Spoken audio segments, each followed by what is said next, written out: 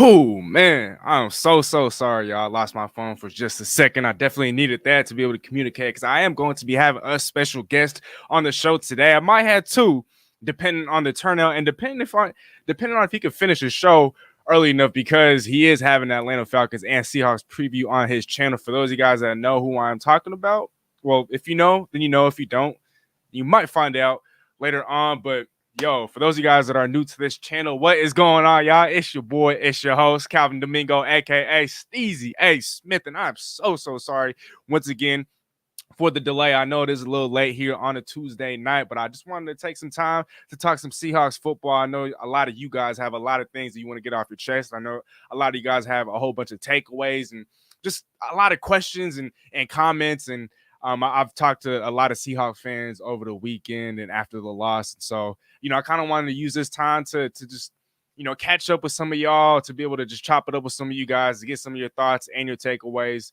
from the loss. I know it was very disheartening. I know it was very sad to say the least. I mean, 27-7. That was the 49ers' first victory over the Seattle Seahawks since 2019. And that's when they had Nick Mullins at quarterback. Seattle had previously won 14 of their last 16 matchups against the San Francisco 49ers. Obviously, Pete Carroll has Kyle Shanahan's number, but for a variety of reasons, that didn't end up coming to fruition, this past Sunday. Hence, the defeat and the blowout. I mean, the offense didn't even score a single point. As you guys know, the offensive struggles, the inability to score points has been on display for the last 6 quarters or so. And Seattle was really only able to get on the scoreboard because of the special teams unit, because of Mike Jackson, because of Tariq Woolen. So shout out to those guys. Before I do get to some of you guys in the comments, before we do begin the show, I just wanted to say, if you're new here, please, man, hit that subscribe button. Follow us on Instagram. Follow us on Twitter at SteezySmith. It's the same handle. I know I've really been disappointed, y'all. I haven't been posting nearly as much content on YouTube, but please, I do have a reason, and I promise I'm going to get back into that. But I do apologize, and that comes from the bottom of my heart. But in the meantime, we have been posting, on Instagram and Twitter a whole lot more. For those of you guys that play fantasy football, you guys might or might not be aware, but I'm in like 40 leagues this year. And so, I've been giving out advice here and there, most specifically on Instagram, a few times here and there on Twitter. But for those of you guys that are looking for season-long fantasy football advice and whatnot, definitely be sure to holler at a brother. Follow me on Instagram at SteezySmith, SteezySmith. Like I said, before I do get to some of y'all in the comments, I just want to say, look, we're all praying, Seahawks fan or not, 49er fan or not, we're all praying for a speedy recovery. Trey Lance, that was gruesome, but it's a part of football. It's a shame to see because he's such a young quarterback and his future is so bright. And to see that happen to him, I think he sustained 2 injuries. It was a broken ankle and a broken fibula as well. Obviously, he's out for this season. But Trey Lance, if you're watching, if anybody that knows you is watching and able to get a hold of you, just let him know. We're praying for you, and nothing but love over here on this side and from the Team Steezy family. I hope the rest of the 12s out there can kind of, give back that same energy. And again, I wanted to shout out Tariq Woolen, Mike Jackson, and that special teams unit for scoring all 7 of Seattle's points in week 2 versus the 49ers. But I'm going to head over to some of y'all in the comment section, and then in a couple minutes, I'm actually going to bring on my special guest. I'm not going to announce his name just yet. You guys will see when he hops on, but I'm pretty sure he's a familiar face, so you guys know who he is. But let me head over to some of y'all here in the comments. Let me add some of that. All right, let me see, man. The GOAT in the building. Hey, Steezy, what's up, man? Thanks for tuning in. Hope you're having a great night. We got Tyler Parcher in the building. Tyler, send me a text. See, I lost my phone for a little bit, so I wasn't able to, get back to some of y'all. So I apologize for that. We got Deron Everest in the building. I wish Jamal Adams could stay healthy. What an awful trade that's become.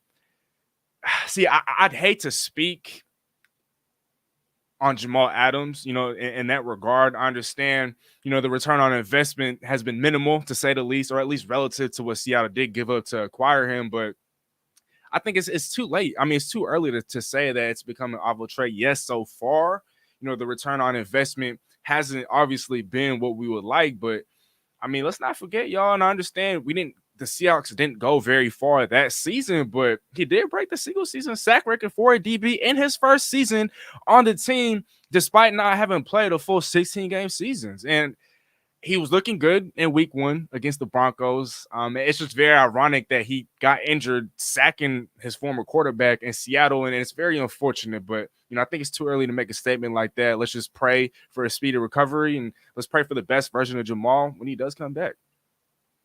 We got Devin in the building. Yo, Steezy, what's going on, Devin? I hope you're doing well. We got, hey, y'all.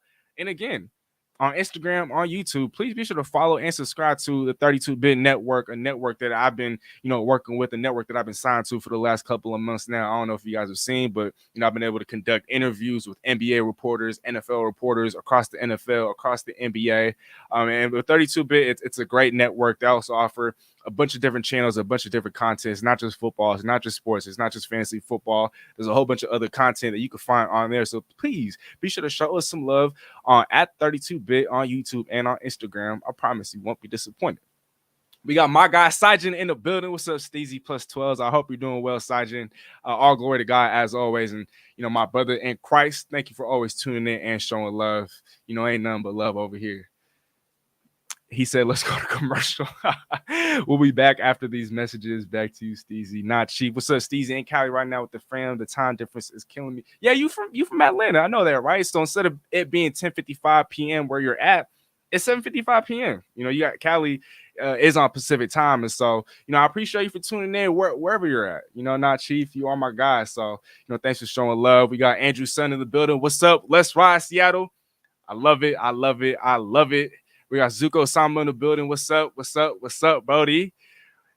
Steezy with the 5 o'clock shadow. What's going on, my brother? Good to see you live. I know, bro. I feel like I sound like a broken record at this point. I keep telling the people that, I'm going to start dropping more content. I'm going to start going live more. And I end up only doing it once a week. And so I apologize. But, thank you so much for tuning in, my brother. Please be sure to subscribe to his channel as well. He's based in Philadelphia, but I promise you he's a real Seahawks fan. So you guys will love what he puts out there. Always grinding, always putting stuff out. The C Team podcast. Okay, joining soon. Oh, you guys might have an idea of who my guest is. Without further ado, I'm actually gonna bring him on. There's a whole bunch of comments here. We could get to these at a later time. But hey, this man needs no introduction. Please, ladies and gentlemen, welcome co-host of the Boelt. He's a man of many hats. He's one of the co-hosts of the C Team podcast. He works for the news station at Washington State University. Ladies and gentlemen, please welcome Mr. Emmett J. Savores. Yo, what's going on, my brother? You on mute. That's a hell of an intro. You and Pat McAfee rivaling each other. That's a fantastic intro, man. It's been forever since you've had a stream going on your channel. This is crazy. Oh, right? I know. I was telling you probably heard me, but I was telling the people, I sound like a broken record at this point. I'm always like, yo, I'm gonna drop more content here. I'm gonna do it live here. I'm gonna drop a video here, and I've been doing it once a week. And so, I gotta change that. I really do. And I mean, I'm glad that you're here to help me do that. I gotta ask though, bro, how are you doing? Hey, I've been doing good. I've been doing good. I think it's nice to be like in the swing of things in the football season. You know what I mean? Like we're not talking about games that are going to happen. We're talking about games that are happening. It's a completely different like vibe to the show. And I'm having a good time so far. Week 1 was a bit difficult for me. Hey, but week 2, my team bounced back. Seahawks fell back down to earth. It was a perfect week for me. Oh, man. I know this isn't a Packers show, and I know we don't have a lot of Packer guys or a lot of Packer fans on the show, but Emmett, just because you are a residential, Packers fan and / Packers expert, can you just give me a few of your takeaways from the Packers Sunday Night Football win over the Bears? Yeah, I mean, you can't take too much away from beating the Bears. They've beat the Bears for years. They'll continue to beat the Bears as long as Aaron Rodgers is their quarterback. But I did notice a couple things as they go in there. This didn't feel like the same Packers versus Bears rivalry that we've seen in years past in terms of how the Packers wound up winning. I've seen plenty of games where they get down to the Bears early and Aaron Rodgers throws them back into the game. The way they got back into the game was from running the ball. And I've seen it many times, many times where the Packers will throw themselves out of the game. They did it first week against the Minnesota Vikings. Aaron Jones was getting himself almost 10 yards per rush, and they just wouldn't hand the ball to him. He only had 8 touches in that first game. He follows that up with a 15 carry, 132 yard performance. And that's not even counting his receptions, because I think he had 3 receptions for 38 yards and a touchdown. He was nearing 200. He was at 170 total yards, 2 touchdowns on 18 touches. They did what they were supposed to do this game. They went in and beat the Bears. I'm just happy that they did it in a different way, a way I haven't seen before. Or if it was a way I've seen before, it wasn't a way that they've done it often. Aaron Rodgers, he was very mild. He didn't play particularly well. He didn't make many horrible throws. He only had 6 incompletions throughout the entire game. I know that you can't take too much away from beating a team that you were supposed to beat, but I was happy in the way that they did it, not necessarily just the way that I was happy in the way that they beat the team, not just the fact that they beat the team. And I think it was a step forward in the offense. And I think it shows you that when this team is committed to the run, they have a completely different look offense than they've had in years past. And that actually kind of excites me. Right. And we have a lot of people, all over the sports media world talking about or asking whether or not the Packers are back. And so I'm going to direct that question right back at you. Emmett, are the Packers back? Or, I mean, I know you kind of allude to this. This is the Bears we're talking about, but what say you? I mean, I don't think they were ever gone. I think here's the thing. It's going to be a completely different team than we've seen in years past. There's not going to be a whole lot of games where we're seeing Aaron Rodgers throw for 350 yards, 5 touchdowns, XYZ. We're not going to see a whole lot of that. We're going to see a lot of games like this where, the Packers are rushing. I think, they rushed for 203 yards. I think we're going to see a lot more games where they're rushing for 150, 170 yards. And Rodgers is he's taking what the defense gives him. He's going to be doing, hopefully, this year what we've seen a lot of Tom Brady do, especially in New England. Hey, you're going to hit your checkdowns. You're going to facilitate the game. And if at the end of the game we need you to put together a drive, you're going to put together a drive. Because, again, Rodgers didn't look super sharp throughout the entire game. However, when they took over the ball at the 1-yard line on that Sunday night game with 8 minutes left, he drove the team all the way down the field. They put up a field goal, and then they got the ball back on defense right away. They forced it. They forced a turnover. I think Chicago only had 1 play run, maybe 2 plays. I believe it was 1 play though, run in the last 8 minutes of the ball game. That's what I wanted to see from this offense. Again, he hit the 1 throw he needed to Sammy Watkins to really put that game on ice. I think it was a 55-yard gain, if I'm not mistaken. And that's what I'm expecting to see. And I think that there is this sort of narrative going around with the fact that, the Packers aren't going to be targeting their wide receivers much. And, Aaron Rodgers has already given up on the young guys. And I got to be honest with you, it's not true. Maybe he's not going to be targeting them downfield as much. And I think that that's probably a very fair estimate of the situation. But Steezy, if you had to take a guess, who do you think the 2 top targeted wide receivers on the Packers are so far this year? Man, that's a good question. My first guess would be Romeo Doubs, and then my second guess would be Sammy Watkins. It's Christian Watson. I think he's tied with Sammy. He's tied with Sammy Watkins. AJ Dillon leads with 9 targets. Aaron Jones is tied with Romeo Doubs at 8. And then you have Christian Watkins, Sammy Watkins, and Robert Tonyan, all with 7 targets. Again, we're not going to see the Green Bay teams of old where Devontae Adams or Jordy Nelson or heck, even a Randall Cobb is getting, 10, 12, 15 targets in a game. You're going to see him kind of spread the ball out a lot more. And I like what I saw. Again, Romeo Doubs, the play of the game, really for me, was when he took that screen pass 20 yards and he made a 2nd and 28, a 3rd and 8, and the Packers were able to pick it up and wind up moving the ball into the end zone later that drive. I believe it was with the receiving touchdown by Aaron Jones on the little push pass from Rodgers. So I think that they were kind of getting killed for not targeting the young guys, but they're not targeting many guys, to be completely honest with you. I've been happy with how they've been able to spread the ball around. It's definitely something different. If it's a completely different ball game when it's like, instead of giving 15 targets to Devontae Adams and then everybody else is kind of getting 1 or 2, everyone's kind of getting 3 or 4. And again, you have a guy in Sammy Watkins who does have the speed, and when he's healthy, which is not very often, but when he is healthy, he's able to break the defense open and get yourself a 55-yard game. And as I've been able to, watch the tape, and all of the Packers beat writers have been able to watch the tape throughout that game. I saw a play, and I think I sent it out on Twitter, Steezy. I don't know if you were able to see it, but it was a 3rd down and 7. And Christian Watson cooked Jalen Johnson, probably one of the best corners on the Bears, a guy who was giving Devontae Adams fits for a while. Christian Watson had him cooked, and Rodgers for sure 100% would have looked his way had it not been 3rd down and 7. However, he did hit Randall Cobb to pick up the 1st down. If it was a 2nd and short, or if it was a 3rd and short, or even a 2nd down, We're looking at exactly what he did to Patrick Peterson, he did to Jalen Johnson. So I think the offense is going to be looking up. Again, I wouldn't bet any money on, the Packers hitting any overs in terms of, scoring 30 points a game or going out there and blowing teams out. They're going to be in a lot of close ball games. And there's not a whole lot of quarterbacks I trust in the league other than Aaron Rodgers in close ball games. And one more thing I just wanted to add, you talked about how, instead of one guy gobbling up all the targets, Jordy Nelson, a la Jordy Nelson, a la Devontae Adams, you're spreading the ball out. Each guy's getting like 3 or 4 targets a game. And I think that's perfectly illustrated by the fact that Allen Lazard, the team's unquestioned, I feel like, #1 wide receiver.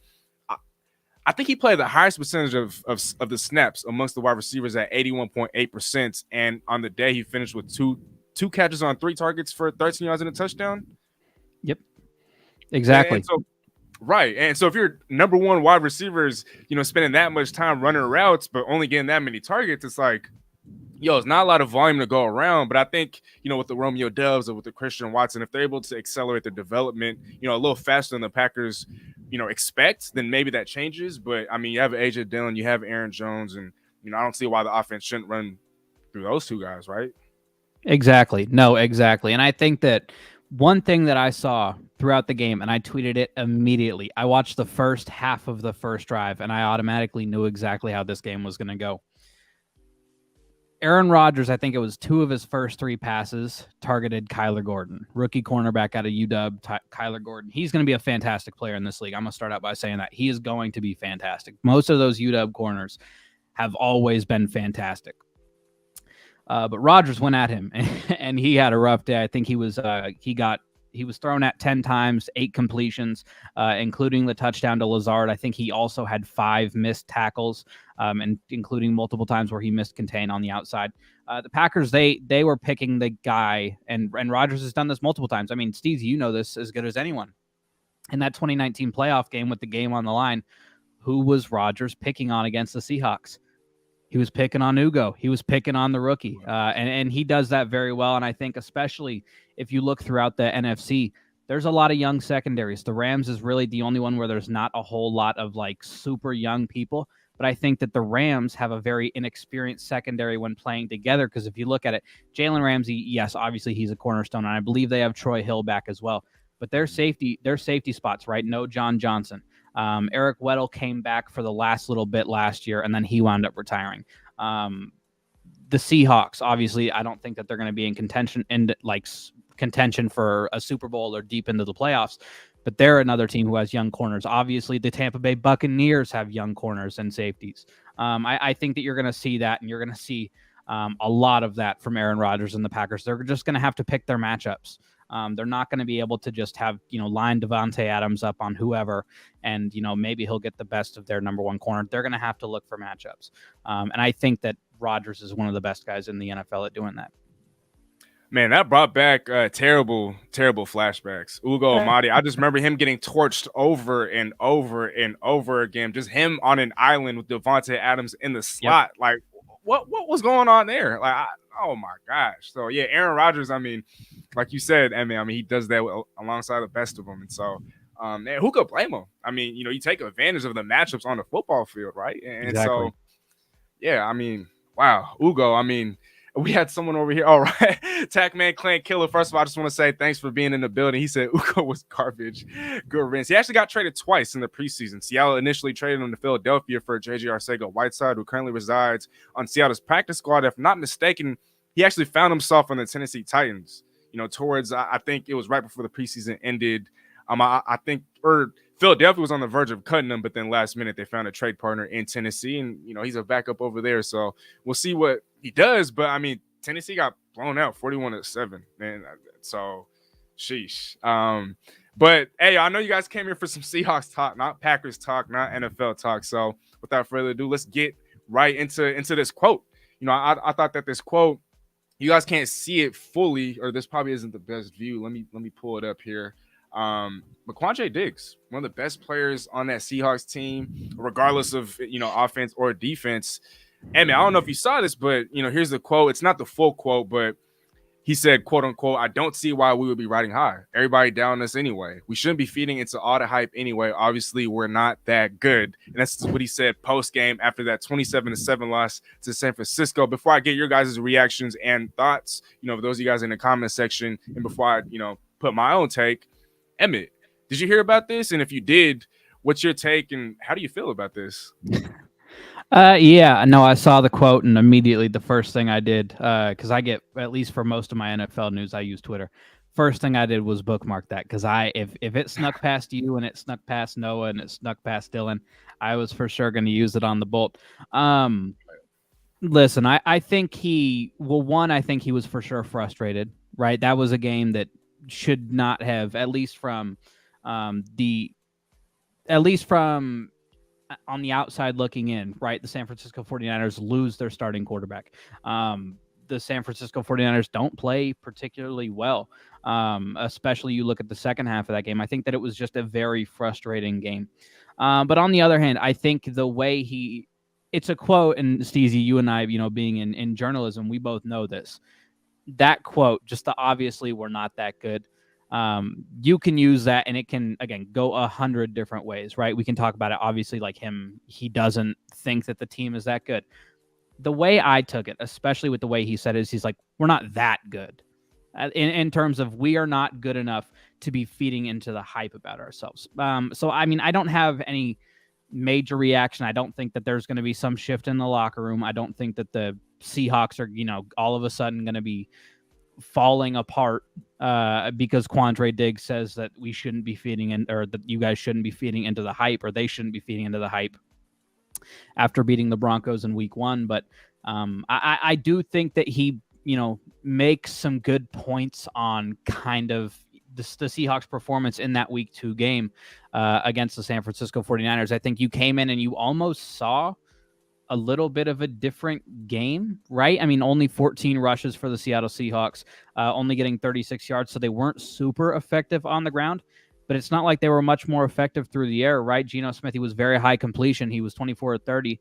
I don't remember exactly what percentage-wise that is for completion percentage, but he was only getting 6.6 per completion, right? Both Jimmy Garoppolo and Trey Lance were doing better. Obviously, Trey Lance only threw 3 passes in the game.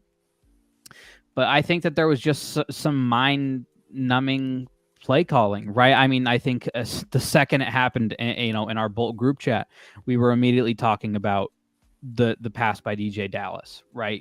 Why are you doing that? And I didn't have a huge problem with the idea of going back to the Wildcat, right? As long as you're keeping that on the ground, or if you're giving him the option to run the ball there, because there's no reason that your running back should be trying to force a ball into double coverage in the end zone when you haven't put up any points on the board. So I think that from that perspective, of Quandre Diggs' quote, I think that they had kind of a coming back down to earth. They won their Super Bowl, what many people have been calling it. They've been riding high. They beat someone that everyone, including Vegas, everyone told them that they had no shot to beat them.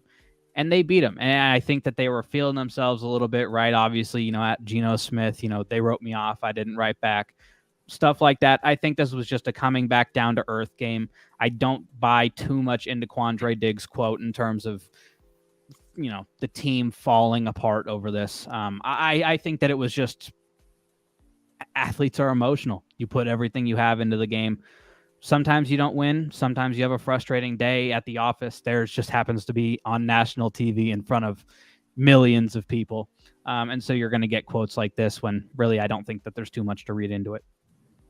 100%. And it's crazy because, you're not a Seahawks guy, you're not a Seahawks fan, but a lot of the times we're on the same page, when it comes to, how we view the Seahawks, our takes and whatnot, because I agree 100% wholeheartedly. I don't believe that he was trying to, throw this team under the bus. I don't believe he means that this team is in position or in line for a top 3 or maybe even a top 5, overall pick in next year's NFL draft. It's literally how you said it. We're not that good. We're not good enough to be feeding into the hype. And that's that.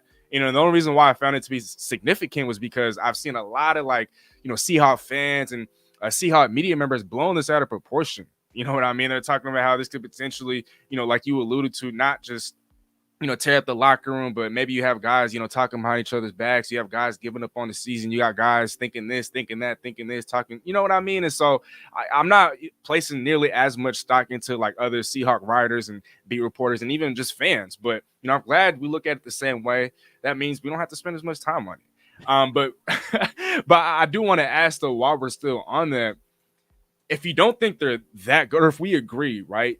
Do you think Seattle's a bottom 5 team or more of a bottom 10 team in the league, or do you think that they're better than that?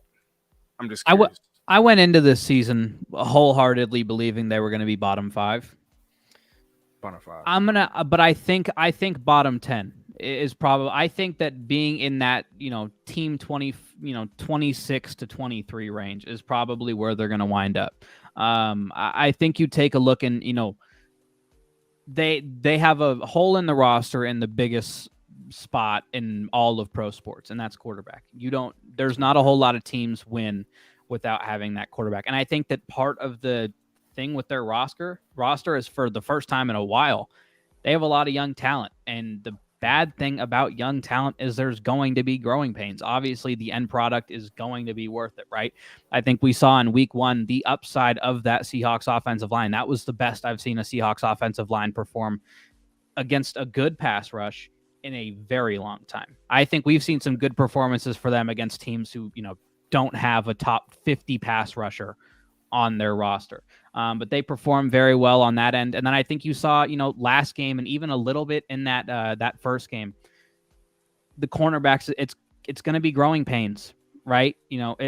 Sydney, or not Sidney Jones, Tariq Woolen and all those other guys, they're all Kobe Bryant, Trey Brown, they're all going to have growing pains. I know Trey Brown didn't play, but it's just going to take a while. And so for now, until they can get back on track, and especially with the Jamal Adams injury, there's going to be a lot of trial and error. And I think that especially in the new system that they're going to run a lot of blitzes, and they're going to have to take those chances if they want to stay in ball games. And they're going to get burnt on, and that's just how it works.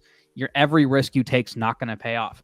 And I think that just if they are going to take those risks on the defensive end, which I think they need to be able to compete in ball games, I don't think that they have the quarterback room or the talent at quarterback to be able to overcome from those mistakes. Hey, man, I'm just going to ask you on the spot, why did the Seahawks lose? I think this was flat out, and I don't read it any other way. They lost to a better team, and that happens. That happens in the NFL. I think that there's a lot of games where there is a really close game, a worse team and a good team kind of put together a very, very good game. And I think other times you're just flat out outmatched, right? We saw it last night with the Titans and the Titans and the Bills. The Bills were just flat out the better football team, and that's just how it happens. The Seahawks, I don't think that they necessarily lost because of this play and this play and this play. Obviously, again, it hurts when your 4th string running back throws an interception in the end zone when you're driving. But I didn't have them winning the game anyway. I had them covering. So that hurt a little bit.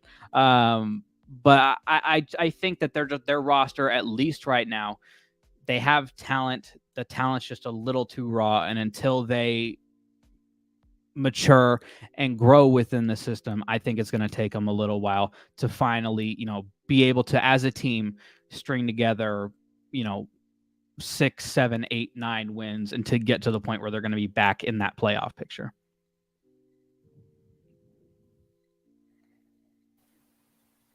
Sorry about that, Emmett. All right, well, I appreciate that. Before we move on to the next topic, though, I have another guest that I do want to introduce, and I wasn't exactly sure if he was going to hop on, so I didn't want to make an empty promise to all the fans out there.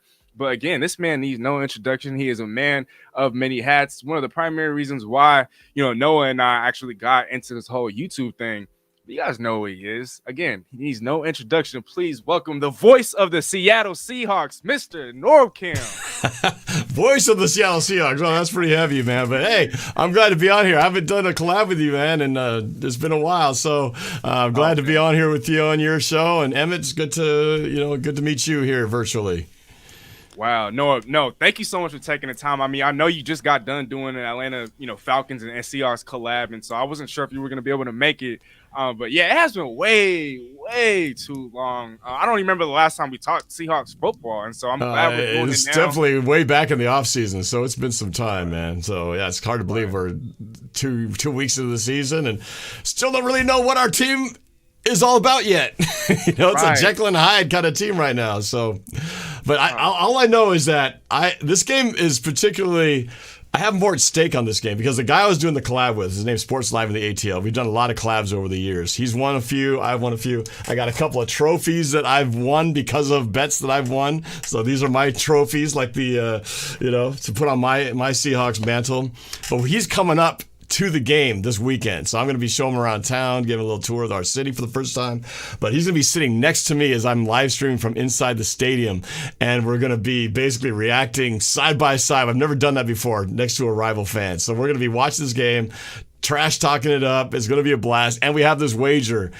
We're both bringing an extra jersey, so whoever loses has to wear the opponent's jersey as we're exiting the building. So it's going to be real humiliating for one of us on Sunday. I pray to God it's not me, because I have to wear like some Matt Ryan jersey or something like that, which is just going to be horrible. It's going to burn the skin. So this game is, well, I don't have super high expectations of what to expect. I kind of want the Seahawks. I need the Seahawks to show up. I need the 12s to show up so we can find some way to win, so I don't have to be embarrassed on my YouTube channel with this dude from Atlanta. So that's what's at stake for me, man. But I don't know. I don't know what to make of this team, man. It's there's a lot of things to be concerned about after watching that 49er game.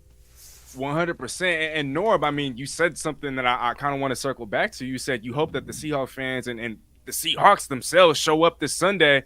I asked Emmy, so I want to ask you, why didn't they show up against the San Francisco 49ers in week 2?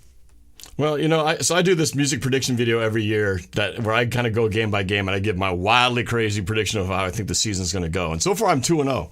I predicted that we'd beat Russ and the Broncos, and I predicted we would lose to the 49ers. And the reason being is I thought, the crowd would be so into it, the team would be so into it, Pete would be so into it, he'd be so ready for Russ. And we know Russ, right? Pete Carroll knows Russ better than anybody. So I feel like, although we were pretty lucky to win that game, I felt like we'd have the advantage emotionally, and crowd noise and all that really helped. But then I also thought on the flip side, when we have to go down to San Francisco on the road, short week, emotional high, there's no way we're going to be able to match that intensity coming off of that win. So I just thought this was a ripe game, ripe to fall, let down, emotional type of game where, you can't match the intensity. We see it all the time, right? You knock off this huge opponent and then you play a not so great team and you just come out flat because you just can't match the intensity. I figured that was going to happen. I predicted 20-10. I didn't expect it to be 27-7 and completely not show up. But I think that had a lot to do with it. I know it's very intangible. You can't really put, measuring stick on a emotional letdown, but I think it's a real thing. And I think the team really did put so much out on Monday, coming back on a short week. It's a tough thing to recover from. So on the flip side, I feel like now we're the ones coming off, just like the 49ers came off of a really stinking opening game, loss to Chicago. I feel like now we've had our stinker. Now it's like, okay, we're centered now. We're back to a normal week, playing in our element. I like to think that the 12s will show up and make some noise like they did. Maybe they won't be like as hyped as Monday, but I think people feel like, hey, we can be back in voice form like we had years ago. And if we can do that, maybe we can help this team, get a win. So I'd like to think that we'll make it tough on Mariota and company. And hopefully if we could just not get gashed and get a little bit of edge on the time of possession, man. That time of possession last week, God, you can't win a game when your defense is on the field for half the time. So or more than half the time, like double the time. So I feel like they're going to get it done. I think they'll get it done. They'll bounce back from this, and we'll be feeling good at the end of the day on Sunday. Yeah, no, I thought you said it perfectly. It's time to recalibrate. I don't think Seattle's nearly as good as their week 1 win over the Broncos would indicate, but I also don't think Seattle's as bad as the week 2 loss to San Fran would indicate. I think Atlanta is actually a great litmus test to see where we stand. Atlanta, they've kind of held their own against the reigning defending Super Bowl champions, right? And the LA Rams. They almost beat the New Orleans Saints in week 1. They had weapons on offense. Should have beat New Orleans in week 1. They do have weapons, although they don't like to use Kyle Pitts as much. 2 catches for 19 yards in 2 straight games. I know it's not fantasy football. That's what Arthur Smith did say when he was asked about Kyle Pitts' lack of involvement. But it's like your team is 0-2, and your best or your premier threat has 2 catches for 19 yards in 2 straight games. And so, yes, it's not fantasy football, but at the same time, you would like to see, their top playmakers getting involved. Maybe we don't want to see them involved, against Seattle in week 3. But for the sake of my fantasy football teams, I like to see them involved. But, Seattle could also win. I think both things can be true at the same time. But Norb, going back to what you were saying about the time of possession, here are the actual stats. San Fran was on the field for 38 minutes and 28 seconds to Seattle's 21 minutes and 40 seconds. And as we all saw, San Fran did whatever they wanted in the ground game. They had – here, let me – shoot, kind of lost it. They outrushed Seattle 189-36. That's terrible. Already. Seattle's defense gave up 25 first downs, 373 total yards, including 108 rushing yards in the first quarter alone. And I don't know if you guys saw this, but Pete Carroll did kind of address this in his post-game presser. He talked about how, some of the rushing output was inflated by Deebo Samuel's 52-yard run. I'd have to disagree. San Fran was hitting the holes. They had backup running backs in the game all game, and those guys were still doing their thing outside of Deebo Samuel's 52-yard run in the first half. And so I like how Pete was able to kind of shed light on that, but at the same time, I don't think he was telling, the full truth. But a lot of things went wrong. I mean, oh my gosh, here are some more notable stats, but the Seahawks lost the turnover and penalty battles badly. 2 things they won handily in week 1, 10 penalties for 106 yards and 3 turnovers to San Fran 0. And the Niners had 1 penalty for 26 yards. Nor, before I get to you, Emmett, do you have any more takeaways from this game? It could be from a Seahawks perspective or from a 49ers perspective, but please talk to me. I mean, I think it was always going to be tough for the Seahawks to be able to compete with the 49ers, especially, you're on your second week as, defensive coordinator for the Seahawks, or you're in your second game, and you're going up against a person and an offensive coordinator and a head coach in Kyle Shanahan, who has his system perfected to a T. We've gotten to the point with them that they could throw Steezy, they could throw you at running back, and they're probably getting to 200 yards rushing that day. That's just how perfect Kyle Shanahan has really gotten his system to. So I think that it's going to be a little bit tough. Again, I think we're not talking about enough the new system for Seattle on defense. I think that that's important. I think that bringing in all these newer pieces and having people play different positions, right? You're having Darrell Taylor kind of line up as a linebacker when he was more of a defensive end, right? You brought in Uchenna Nwosu, and he's playing a different position in Seattle. He was playing the same position in Los Angeles, but he's playing a different position in Seattle. I think that there was just a little bit too much new for Seattle going against what is a machine in the San Francisco running game. And as I told one of my best friends and podcast partners, Dallas, it could have always been worse against that Kyle Shanahan running game. I mean, I watched him put up, I believe it was 230 yards before contact against my team in the NFC Championship game in 2019. So it could have been a lot worse. It really could have. Man, right. Norb, any final takeaways from the Seahawks and the 49ers matchup? I just feel like you really can't put too much stock into what we saw on Sunday, because I think you pretty much saw Seattle do everything possible to lose that game. We did. You can't do any more than, like you just said, the time of possession, the being outrushed, the turnovers, the penalties. We one block kick, and if we don't have that, it's a 30-0 blowout, right? I mean, it's horrible. I mean, it's like one of the worst performances we've seen in a long time. I also think to that, man, imagine if George Kittle was healthy and playing that game. Good God, we could have been beaten 40-0. Who knows what it would have been. But I also don't think, like you said, we're not that bad either. But, I think, for me, I feel like what Seattle's got to do after watching, this is what I've always known about Geno, from what I've seen of him. Geno does enough. He's not going to lose the game for you, but he's not going to win it either. Meaning that you cannot have him with a deficit and don't expect him to win the game in the 2-minute drill at the end of the half or the end of the game. He's not going to do it. So what does that mean? It means we got to run the football and we've got to get a lead. That's why we beat the Broncos. We had that lead early in the first half. So Geno didn't do jack in the second half, but we had that start, and it was just enough so that we could stay just above water against the Broncos. But you get Geno behind 2 touchdowns. You get the running game not working, where now he's going to have to throw his way back into it. It's over. So we cannot afford to fall behind against any team, particularly the Falcons. So, I think it all comes down to the running game. We got to just be able to run it. We got to slow down the run, and we can't do all those stupid things, turnovers, penalties. That's just, insult to injury. So it's that simple, man. Run the football, get a lead. If we do that, we might have a chance to win this game. And that actually brings me to my next point. But before I address that, I just wanted to say what's up to my uncle. He's in the building. He says San Fran don't scare nobody. I actually have a 49ers takeaway that I'll get to later. But I think inserting Jimmy Garoppolo instead of a Trey Lance actually increases their Super Bowl window, at least this season, and makes them a better football team right now. And so, Unc, I know you hate the Niners. I do too. But, if I'm keeping it real, I mean, that team is dangerous. Norb, you talked about George Kittle not being there. The starting running back, Elijah Mitchell, also wasn't there. Yeah, and so it's like, what if he was there? What if Kittle was there? Oh, my gosh. So, yeah, I don't even want to think about it, honestly. But it's amazing what a difference, though. It's amazing a difference, though. I don't know about you guys, but as soon as Trey Lance went down, I was like, oh, crap, now we're in trouble. They're putting the good quarterback in now. That was immediately what I thought. We're going to lose now because they're putting the better quarterback in. It was terrible. It's funny how when the starter goes down, normally like, oh, no, we're in trouble. It's like, oh, no.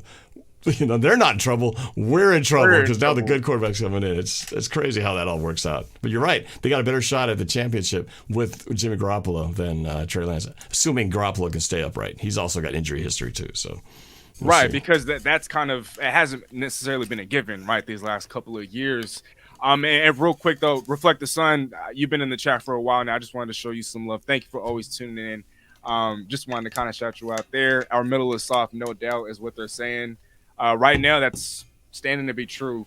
But I wanted to go back to what Noah was talking about. He said running the football, right? But my question is, what happened to running the football? Seattle had 14 rushing attempts to 30 passes against the Niners, and then 28 passes to 19 rushing attempts in Week 1 versus Denver. And so far, that amounts to 59 passes to 33 runs through Week 2.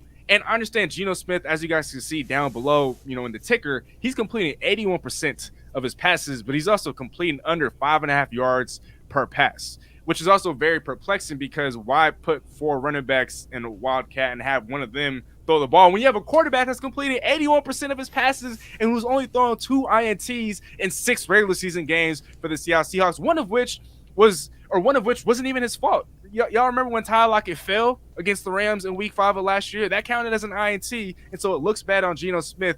But if we remove that from the equation, he has 1 interception in 6 Seahawks games, 6 regular season games for the Seahawks. And so for me, yes, I'm not totally against, running the Wildcat, but to have DJ Dallas on that play, I mean, we saw Seahawks legends Cam Chancellor, and I put this on Instagram, but why run a trick play? Then those were Cam Chancellor's exact words on Twitter. And so, yes, it sounds good, like we want to run the football more, but it seems like Pete almost wants Geno to cook more. I mean, in his post-game presser, he talked about wanting to put the football more in the hands of Geno Smith and trusting the offensive linemen, trusting the 2 young tackles, to hold up in pass protection. And so I don't know what's going on, but this team is looking a lot more pass-heavy than it is run-heavy, and it's backed up by another stat. In Week 1, the Seahawks had the 7th highest early pass down frequency and the 6th highest passing rate over expectation. And so I don't know what you guys are seeing, but is it really as easy as just saying, let's run the football more and that'll solve things? Or, I mean, I'm going to start with you. What do you think? I mean, I think it is a lot easier said than done, right? I mean, you take a look at their game against the 49ers, and they weren't running the ball particularly well, right? I mean, I think, again, you said that they only had 14 carries, 36 yards, that's 2.6 yards a carry. It's a lot easier to convince yourself to stay with the run when the run's working, right? I mean, I think that they were doing a lot better job in Week 1 against the Denver Broncos. Again, they only ran the ball 19 times and they were only getting 4 yards a carry, but the run game is what allowed them to win that game, right? You take a look, and part of the run game, and especially when you're playing against a quarterback who's better than the quarterback of your team, is taking that time off the clock, right? That's obviously it wasn't as much of a factor in the game against the 49ers as it was against the Denver Broncos, but that's what put the Broncos up against it. All that time that was taken off the clock. And I guess that has to do a little bit with the short completions from Geno as well, but keeping the clock moving. Again, if there was 3 minutes left, I think there's no doubt in my mind that Nathaniel Hackett's probably going for that. I truly think so.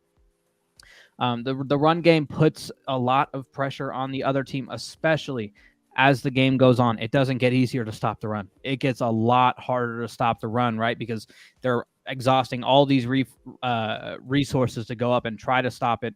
And then all of a sudden, someone misses one assignment, and there goes Rashad Penny for 50 yards, right? I think that they just weren't running the ball well in week 2 against San Francisco.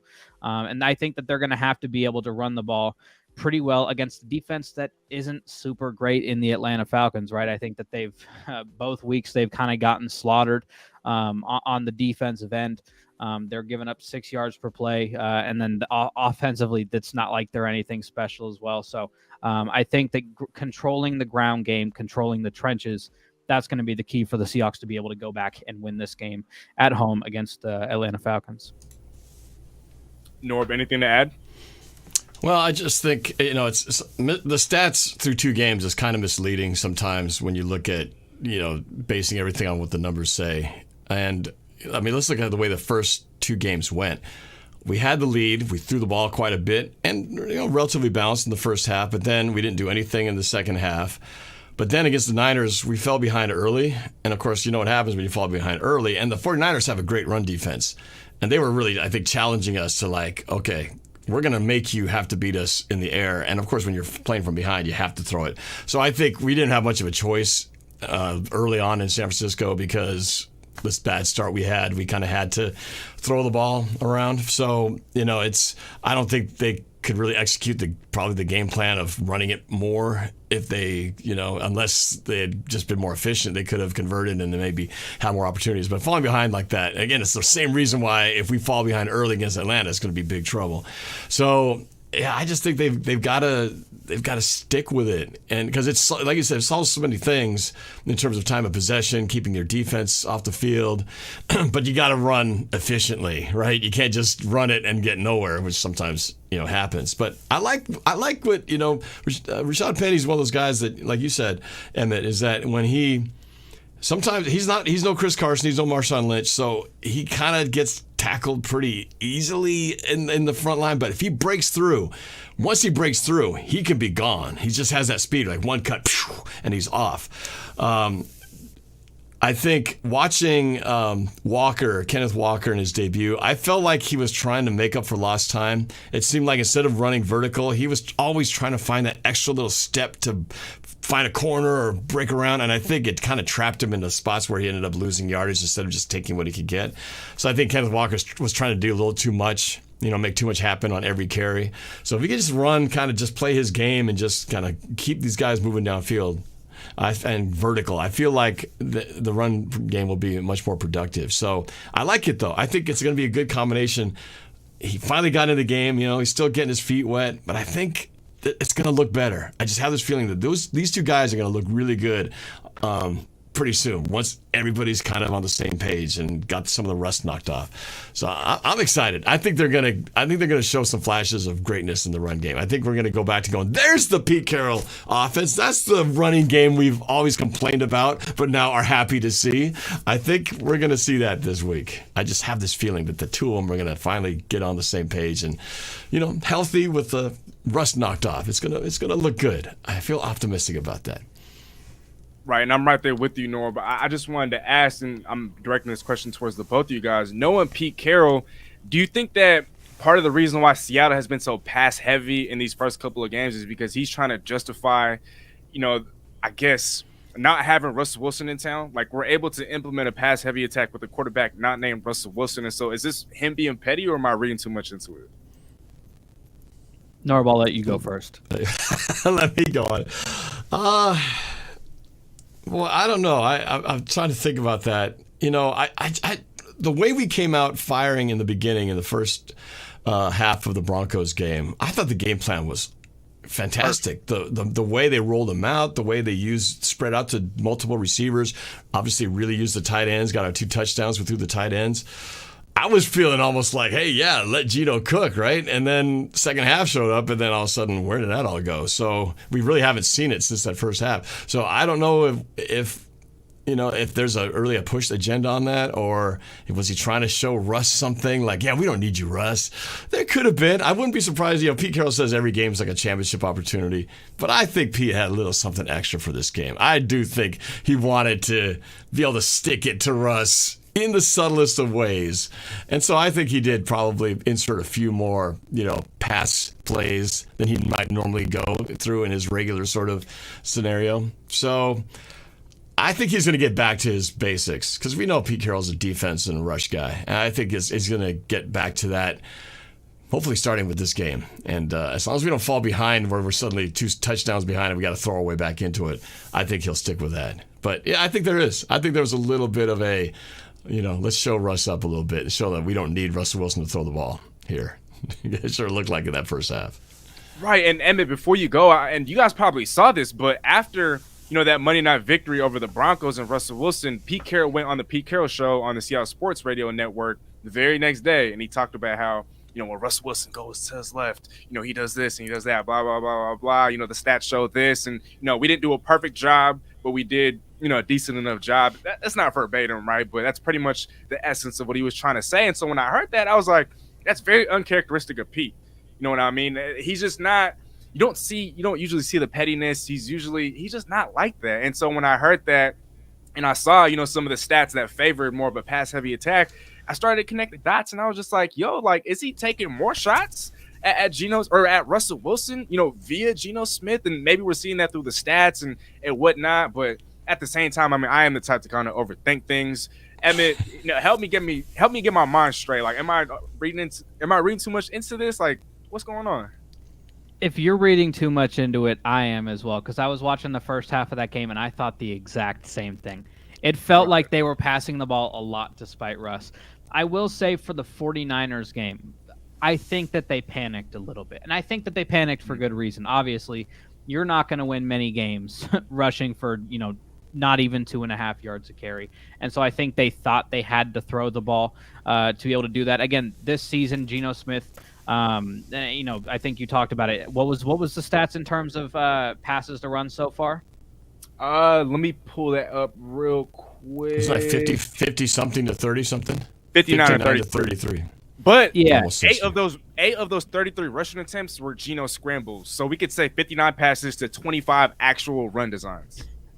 Yeah, and so you take a look at last year, and Russell Wilson, he had 400 attempts in 14 games, and obviously the Packers game he was very limited, and obviously he didn't play towards the end of the Rams game, but he was averaging about 28 to 29 pass attempts a game. It felt like a very similar offense that they were trying to run, but I think in week 2 they just panicked. They saw the 49ers jump with Jimmy Garoppolo. They saw them jump out early, and they immediately thought, we have to try to match the score.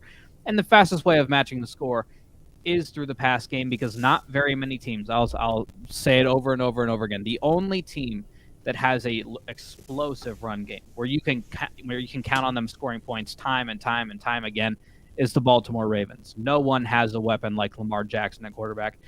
So they felt that they had to throw the ball to try to catch up, and it didn't work out for them. You guys want to hear an ugly stat real quick? And I know hear more. I know it's early. We haven't had enough ugly stats. Right. Like we need more. And this is via Michael Sean Dugar of The Athletic, one of the best Seahawks writers out there.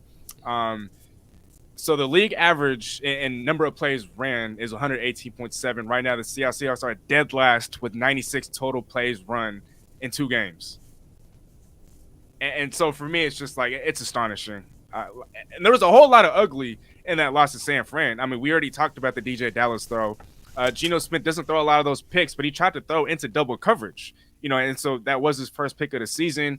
We saw, I don't know his first name, but Crawford, he was elevated from the practice squad on a punt return, bumps into Tyler Lockett? Like, what's up Yeah. with all these fluky plays? And so that's one of the reasons why I don't think Seattle is nearly as bad as that loss would indicate, because there were some fluky things going on. I mean, Geno Smith doesn't throw a lot of picks, right? And, well, at least in the Seahawks tenure, can't really say that when he was entering the league, but he doesn't throw a lot of picks. He doesn't throw a lot of dangerous passes. We've never seen DJ Dallas attempt a pass in the red zone with 4 running backs in the Wildcat, and then a gunner run into his own guy. Emmett, you hit us in the chat when that happened. And I was just like, yo, there's a whole lot of ugly. I'm providing a whole bunch of ugly stats, and now we're talking about a whole bunch of ugly moments. I don't know. It's a mess. Emmett, did you have something you wanted to say? Yeah, I mean, I think, and I've been very, very low on Pete Carroll for a while. I think that it is seeing stuff like that is signs and symptoms of a poorly coached football team. I think dumb penalties is one thing you always have to look out for. Mistakes, especially on special teams. Special teams mistakes are a big one. Again, my team's season ended due to special teams mistakes. But I mean, you look throughout that game. Again, Abe Lucas, yeah, I think it's one that the refs, they don't call super often and they don't call it super consistently. But a legal man downfield cost him 52 yards on a spectacular catch, a catch of the year candidate by DK Metcalf. The turnover battle, again, Tyler Lockett kind of came out, or the turnover on the punt. Tyler Lockett came out and he said that he should have communicated a little bit better. But if your special teams guys have to have more awareness than that. He was getting bulldozed into Tyler Lockett. It just felt like, especially clock management sort of things, just situational play calling. It felt like, at least for me in week 1, especially, and I talked about this on the Boelt. I was calling for Nathaniel Hackett's job. Well, I was telling him that he shouldn't have had the job, but I was calling for Nathaniel Hackett's job week 1. You saw the amount of stupidity that wound up costing him a game, and it felt like, at least to me, again, as a guy who's super low on Pete Carroll kind of just out-coached Nathaniel Hackett, or made less mistakes than Nathaniel Hackett, or Nathaniel Hackett just made way too many mistakes for Russell Wilson and the rest of that roster to overcome. But this time it didn't feel like it. It felt in week 2 like Pete Carroll and the Seahawks team, because it's not necessarily all on him, right? He can't control his players. He can't make Abraham Lucas not go more than 2 yards past the line of scrimmage. But it felt like they were a lot less detail-oriented on in week 2 rather than week 1. Any additional thoughts, Norb? Apparently I sound like a distorted droid, so I apologize for my microphone issue. I've been trying to tweak it, but it might still sound... Does I still sound bad? Just a little bit. It's a little staticky, but yeah, sorry about that. It's you, so it's like, it's okay. Yeah. I don't know what's up. Sometimes gremlins get in the system. It's like the 49ers, man. I just wasn't meant to win that one. But yeah, it was, like I said, it was just not going to happen on that day. And I think it's a good thing, really, because if you're going to lose a game, you might as well make all your mistakes all in one bad game so they can learn from it.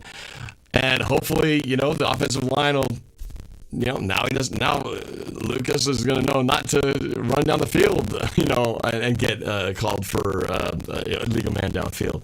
Hopefully we won't make punt return errors in the future that cost a turnover that really was the turning point in the game. So I feel like this could really... we were going to probably lose anyway, so might as well make all your mistakes and let's really clean this mess up, and hopefully they'll come out even cleaner, looking like a different team against Atlanta. Because I really think that we haven't really seen a great performance by the Seahawks in either of these. In the first game that we won, we were really pretty lucky. Let's be honest, right? 2 fumbles by the Broncos in the red zone that we recovered to get no points. They lost by less than a field goal. So any of those scores happen, we're talking about a different, analysis of this game and not feeling so good about our team. So, a little bit of luck, but a lot of things to get worked on. So I feel like it's good that they're getting these things out. Rookies get a lot of mistakes, but they're getting a lot of great playing time. We got so many injuries in our secondary.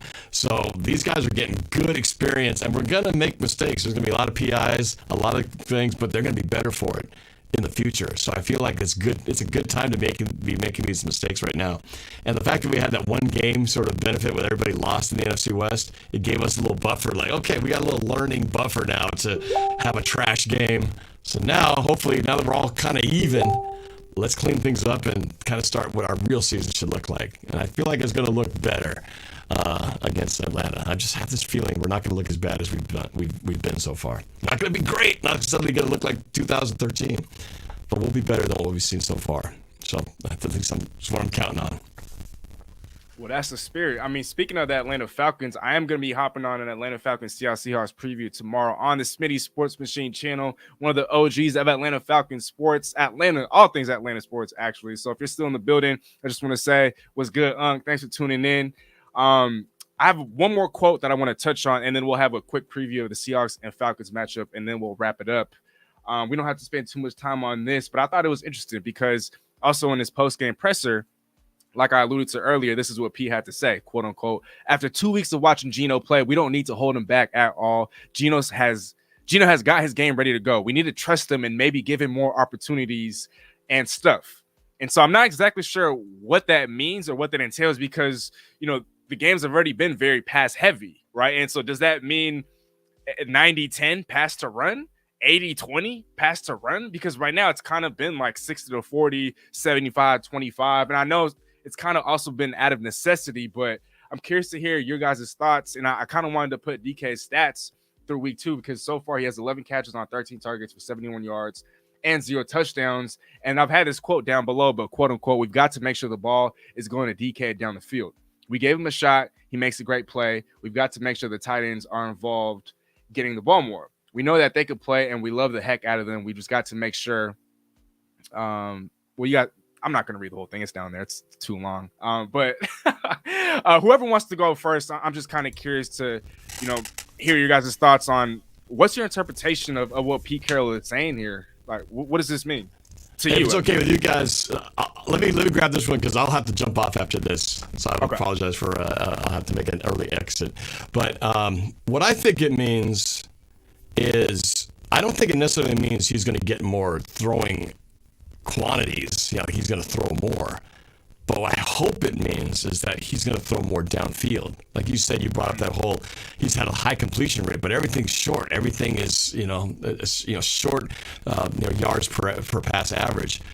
Maybe what he's saying now is we're going to stretch the field more and try to get the ball down the field to DK those hard hitters. Because I want him to prove me wrong because I've been saying that's what it's all about. Geno's just conservative. He's not going to win you. He's not going to lose you the game, but he's not going to win it either because he's not going to go for that deep shot that we're used to with Russell Wilson. Well, maybe that's what he's saying, that he's going to open that up and give him more opportunities to try to go downfield. Because I frankly, I want to see that. I want to see him at least design something that gives him the opportunity to throw the ball 20 yards down the field. It doesn't got to be a 50-yard bomb, but let's see something that's over 10. Something that you get like a 10-yard catch and then 10-15 run after the catch. I just want to see some vertical direction. I'm tired of the bubble screens. Let's get some, let's just use DK. He's a weapon. That guy can do some amazing things. We saw it. Like you said, it was negated because of the penalty. But we got to feed the beast, man. And he's him and Lockett. Lockett, he's going to be able to count on him to catch the ball if you throw it to him. And DK's ready for some explosive stuff. So I hope he's going to dial in some plays down the field. Shouldn't come from DJ Dallas in the backfield. It should come from Geno Smith. And he should be the guy who's throwing it down there. So, just make it happen, man. Let's give Geno just a little bit more slack on the leash. And let's go downfield a little bit and let's see what he can do, man. What we got to lose? That's exactly right. What do they have to lose? Right. It's not week 15 and you're holding on to a playoff spot. It's week 3 and a lot of people are projecting that the Seahawks are going to have a top 10, if not a top 5 pick. You have nothing to lose. And again, you already, Norb, you outlined it perfectly. A lot of his attempts have been very short. They haven't been super trusting with Geno, regardless of what the pass attempts say. I think, Steezy, you had the stat up. It's what he has like an 81% completion percentage so far this season. Mm-hmm. Let him let it rip. Let him let it rip. So I think that Only having 6.8 yards per pass. It's not something that's necessarily going to get it done unless they just have a fantastic run system, right? Like I think that's numbers that you would expect to see from, like a Jimmy Garoppolo type. But yeah, the Seahawks have nothing to lose by letting Geno Smith toss the ball around the yard. And listen, that doesn't mean go full Joe Flacco and have him throw it 59 times in the season opener, right? But I think that you should be willing to let him push the ball down the field. You're not winning. You don't win games with dump offs. You don't. You can keep drives going through dump offs, but heck, take that 1st and 10 or that 2nd and 10 shot down the field. You're not going to be any worse off for it. 100. And before we continue any further, I just want to say shout out to Anthony D. I really appreciate the donation. Norb, you've probably seen the message by now. He's been telling you to check your messenger. Yes. He sent me a bunch of pictures of droids. R2D2 and C3PO and the droids from the early Star Wars. Yeah, I get it. My mic's not exactly working 100%. And there was what do you do? Right, and there was someone in the comments that said your connection, or I think you're here. Let me pull it up real quick, and then Norb, you can have the floor. I just thought it was really funny. Oh, Norb connection got monkeypox. I hope not, because from my understanding, that the way that monkeypox is spread is not exactly the way you want to be doing it. So, hopefully, it's just a glitch in the matrix. Man! Yeah. But Norb, I just want to say, I know this was on short notice, but thank you so much for taking the time to hop on. I mean, it's been so long. I hope we could do this again real soon. But floor is yours. Tell the fans whatever you want to tell them. What's coming up next? Plug yourself on socials and let them know. It's really easy. Everything I do is all NorbCam, Instagram, Twitter, YouTube. I'll just reiterate, like I said at the beginning, I'm going to be having a very unique experience at the game since I'll be hosting an Atlanta Falcons fan Sports Live at the ATL. David coming up from Atlanta, visiting Seattle, our beautiful city, for the first time. So I'll be hosting them around, taking them around a little bit over the weekend, and then, of course, culminating in the game at Lumen Field. So we will be streaming from inside the stadium, reacting to what we see. It's going to be fun. And like I said, we got to bet in that game where the losers got to wear the opponent jersey as we exit the stadium. So I cannot let that happen to me in that game, especially with all the 12s in there. So Seahawks better bring it, because I do not want to be embarrassed in my own stadium in front of this guy. So hopefully you watch it. It's going to be fun. So yeah, while you're watching the game, hop over to YouTube and just check out some of our reactions. We're both very passionate about our teams, and so he's pretty funny. He's had a lot of rages seeing his team losing in last-second fashion, 28-3, notwithstanding. So it's going to be a fun week. It's going to be a fun weekend and a little more unique experience with an Atlanta Falcons fan in the house. But you guys, thank you. It's been a pleasure meeting both of you guys. I mean, I already know you, Steezy, but Emmett, nice to meet you. And thanks for having me on your channel, man. It's fun to do this again. I missed it. Always, Norbert. And for everybody out there, he didn't announce it, so I will. But be sure to check out that Seahawks music prediction video. It's been up now for about a week or so, and I thought it was highly entertaining. I love watching those. I look forward to them each and every single year. I know you guys too, so please tune into that if you haven't already, and subscribe to his channel at NorbCam. And again, he is the voice of the Seahawks, and so you don't want to miss it. For some reason, you aren't already tapped in or tuned in, you must be living under a rock. Appreciate it, man. Hey, I'm 2-0. I'm 2-0 on my predictions. I expect to be 3-0 after this one. We're going to win 23-16, my prediction. Thanks for dropping that, because I'm actually going to ask Emmett real soon. There you go. All right, I'm out, guys. Thank you. Take care, brother. Thank you. Go to Seahawks, baby. All right, appreciate it. Let's ride. Oh, man. I thought Reflect the Sun here made a very interesting comment. Let me see what this is. After facing two of the top 5 rush defenses, we'll get that run game going, then open up the pass. Any thoughts on that? I'm not sure exactly what the Falcons look like defense-wise in terms of exactly where they rank, but if my memory suits me correct, they're not a great run defense. They're not a great defense in general. Again, they're giving up about 6 yards per play. They're not super explosive on offense, really. I mean, I think that they have one, maybe 2 good guys, depending on, how early it is in the season for Cordell Patterson. But, they, again, as a team, they're not super strong on the defensive end. Really, AJ Terrell's their only big time guy. They had a pretty stacked roster a couple of years ago when they had Dan Quinn as their head coach. Defense wise, going back to those 2016 teams, but yeah, 15th last year. If that says anything, that's not that's not close. That's not going to be something that is going to be able to. They're not going to be able to stop the Seahawks run game if the Seahawks have a day closer to their first game of the season than the second game of the season. Again, they were giving up, the Atlanta Falcons were giving up around, where is it at?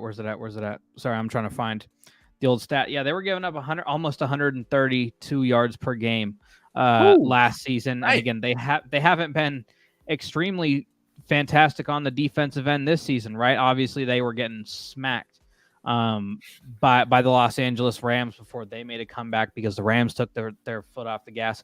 And then they took their foot off the gas in perfect Atlanta Falcons fashion, blew a 16-point fourth quarter lead. I think that if the Seahawks can get their run game going, I trust their quarterback a lot more than I trust Marcus, or maybe not a lot more, but more. I trust him more than I trust Marcus Mariota. Right. And I mean, Atlanta's defense, they have, a playmaker that I like in the interior of their line, Grady Jarrett, but outside of him, and I could be wrong, I don't watch too many Atlanta Falcons games, but I've seen that defensive line get pushed around time and time again, over the years, and they've repeatedly finished towards the bottom of the NFL in terms of sacks. I know we're not talking about, getting after the quarterback, we're talking about stopping the run, but also that kind of applies to the defensive line. I mean, if they get pushed around, if they're not able to get after the quarterback, what makes you think they're going to be able to stop the run? And if Seattle's looking to get that run established, what better? I mean, I don't think there's a better opportunity than now or than in week 3. You're at home, you're reeling, you've gotten blown out against a divisional opponent. You're going up against a team that's 0-2. You're going up against a team that also isn't expected to be very good, and a team that's also expected to compete with you for the number 1 overall pick in the draft. If it doesn't happen this game, then there's going to be a lot of Seahawk fans that will probably have their hearts broken if it hasn't already, been broken. And so before we do move on to our score predictions and things of that nature for week 3, Seahawks and Atlanta, Emmett, was there anything else you wanted to add about the 49ers and the Seahawks week 2 matchup? No. Again, I think that it was just a situation where the better team won and dominated the worst team. It happens every week in the NFL. I don't think that there's too much for the Seahawks to hang their head about. They weren't supposed to win that game. Vegas told you they weren't supposed to win that game. Heck, Vegas underestimated the line for that game. And again, I thought it was a crazy line to begin with.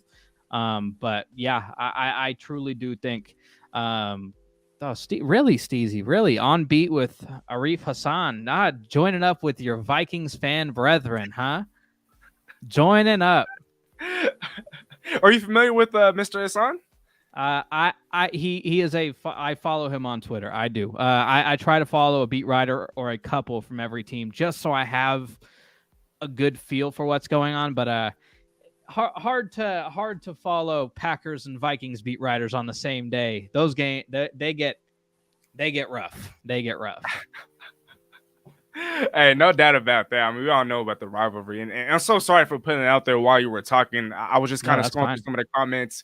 But yeah, real quick, just like the network mentioned, I actually conducted this interview a couple of weeks ago. I think it was actually at the end of preseason, and so it's a little older.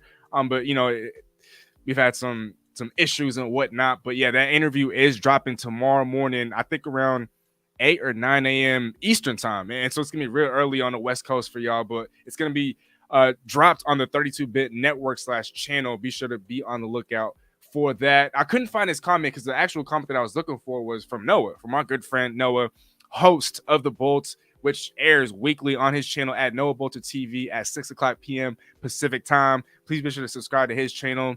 Show him some love if you haven't already. But he wasn't in the chat, so I just wanted to say, brother, if you're still tuned in, thanks for tuning in. I know you're busy with homework and whatnot, but I really appreciate you for taking the time.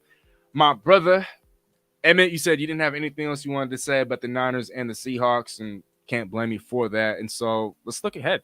You know, we have the 0-2 Atlanta Falcons matched up against the Seattle Seahawks, who are currently 1-1.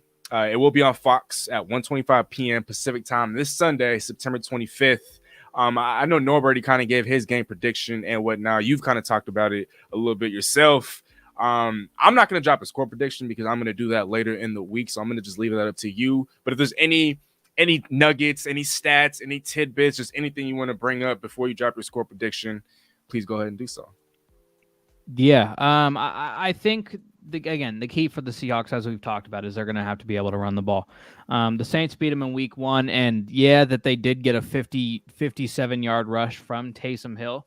But even without that, every other back except for Taysom Hill was getting at least 4.3 yards per carry. Mark Ingram, he was getting 5.5. Jameis Winston, he got 2.5. Alvin Kamara, he was getting 4.3. And then again, Taysom Hill, he had 4 carries, 81 yards.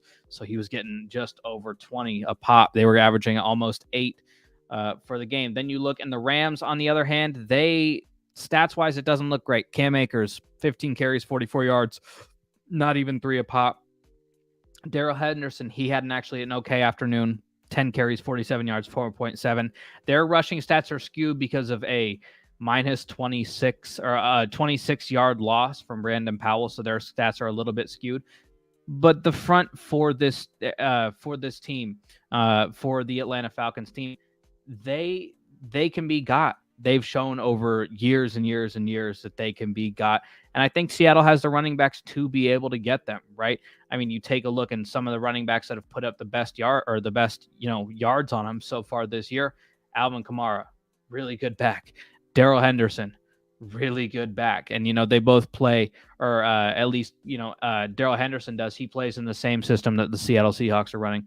If they are able to run the ball as well as I think they'll be able to run the ball, I don't want to say they're going to have no problem with this game, but I do think that Seattle should have the game in hand. Their only problem is if they get down early and they're going to be forced to throw the ball, or I think if Seattle gets a little bit too far up, because I think that's when you do see them target Kyle Pitts a lot more, right? Because he came out, I think this is going to have a big impact on the game plan for the Atlanta Falcons, is the comments made by their head coach, Arthur Smith, and him talking about the fact that it's not fantasy football, right? And that it doesn't matter how many targets Kyle Pitts is getting.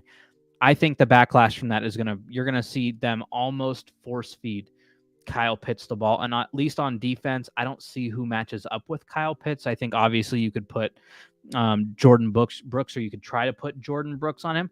But I think Kyle Pitts is just a little too fast. And then obviously you could put some of those corners on him.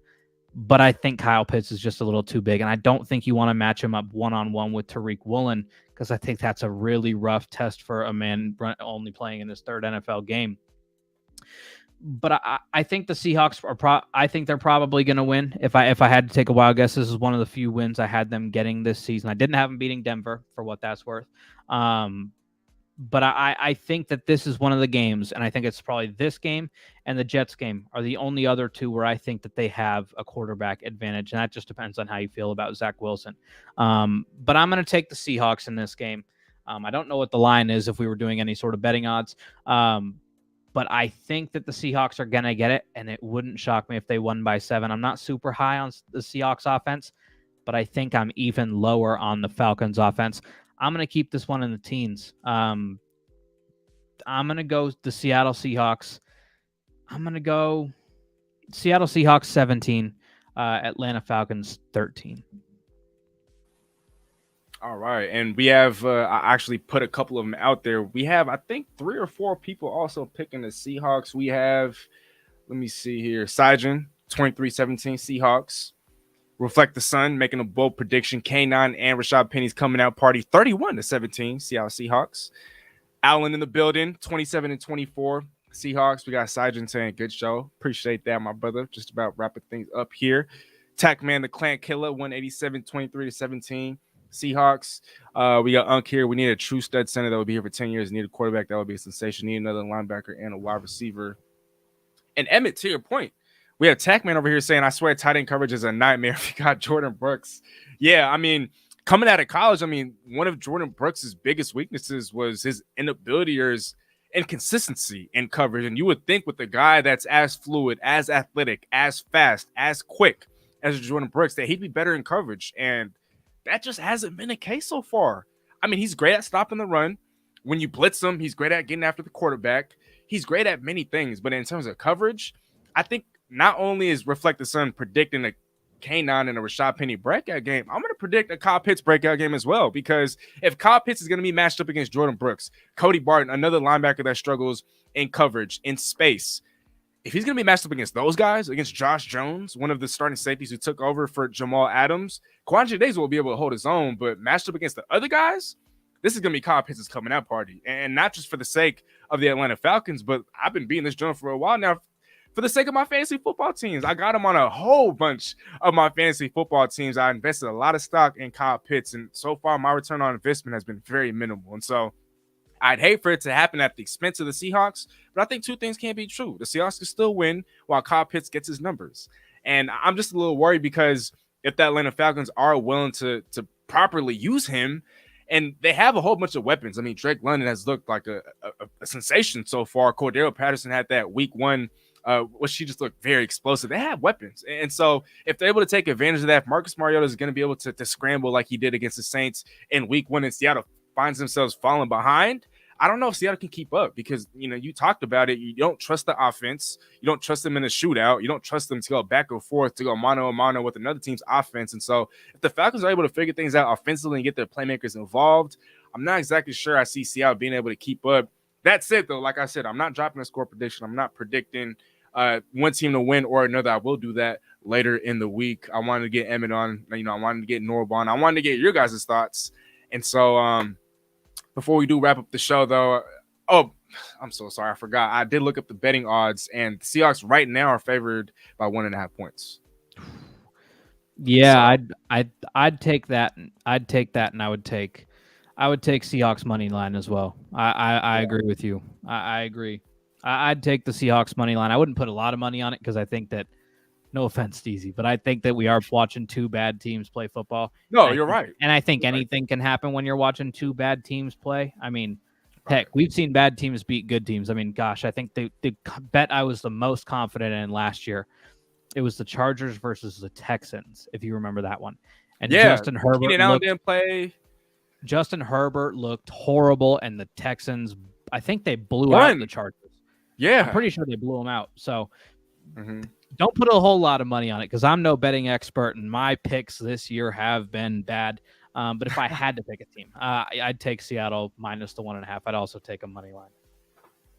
All right. Well, and I mean, if there's anything else you wanted to add, I know I've asked you that a ton of times today. Definitely do that. But if you don't, floor is yours, my brother. Talk to the audience. Let them know what you got coming up. Give them your socials. Any announcements you got to make. Time is now. Yeah, again, at Emmett J. Savoras on Instagram and Twitter, at the C Team Pod on Instagram, Twitter, YouTube, TikTok, anything you could possibly think of.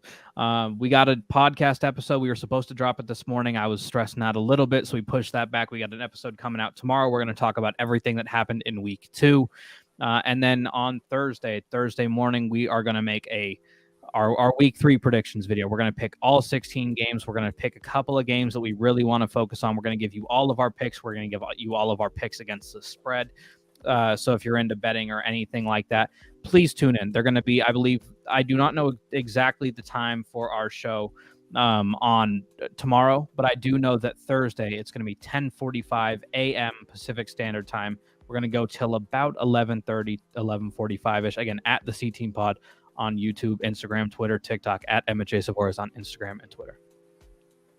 And last but not least, please be sure to follow us on @TheBoelt on Instagram, Twitter, and TikTok. We do drop snippets, thumbnails, and things of that nature on there. So if you're unable to make the show every single Friday at 6 p.m. Pacific time on @NorbCam on YouTube, you can always look to find us on Twitter, Instagram, TikTok, all that good stuff @TheBoelt.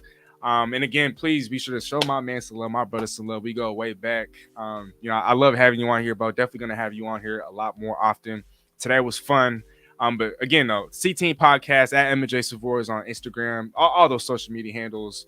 If for those of you guys that tuned in, I'm sorry if I wasn't able to highlight or showcase all your guys' comments, but I really appreciate each and every single one of y'all for tuning in. Reflect the Sun with the last minute donation. Thank you so much. Thanks for the live stream, gents. Go Hawks 2-1 first place, please. Let's go. I don't even say go Hawks anymore. I say let's ride, baby. Hope you guys have a great night. I love y'all. I hope to have another live stream, hopefully on Friday. Oh, actually, no. I'm going to be in Pullman this weekend. So I won't be able to have a live stream, but I'm going to try to put out some sort of Seahawks and Falcons preview, whether that's on Instagram or maybe just a simple tweet. I don't know if I'll be able to drop, an actual preview on YouTube. But again, to those of you guys out there that tuned in, I know it is getting late. It's 9:14 p.m. I love y'all. Hope you guys have a great night. This is Emmett of the C Team Podcast, your boy, your host, Calvin-Domingo, a.k.a. Steezy A. Smith, signing off. Hope you all have a good night. Stay blessed and peace. Again, this video is going to be dedicated to Mr. Todd Nas. While that concludes this video, we have loads of other content. You don't have to stop watching there. Other content on our channel homepage, as well as our social media platforms. And again, don't forget to hit that subscribe button for us. Tell a friend and tell a friend. Nothing but love, and Steezy out.